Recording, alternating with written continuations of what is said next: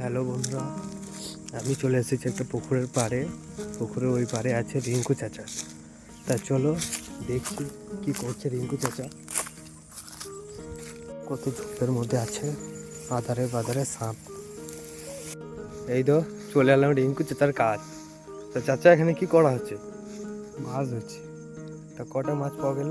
একটা। দেখো এখানে মাছ ধরা সব কিছুই আছে, প্রফেশনাল ভাবে মাছ ধরা সব কিছুই আছে রিঙ্কু চাচার কাছে।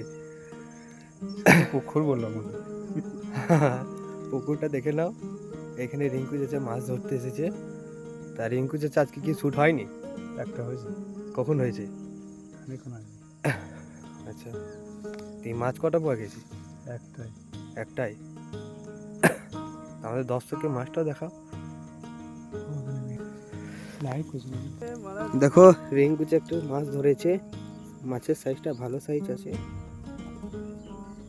না আমি ওই চাচা তা মাছটা ধরে তুমি কত খুশি?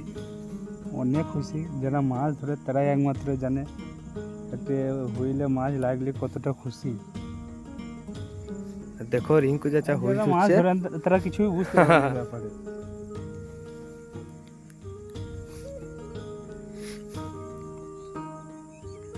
এখন কি করা হচ্ছে?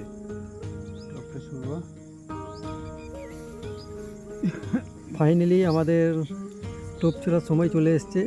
রিঙ্কু চাচার টোপটা ছোড়া হয়ে গেলেই আমার একাই ব্লগটা চলে আমি এসেছে এখানে শেষ রিঙ্কু চাচা করব। মাছ ধরতে।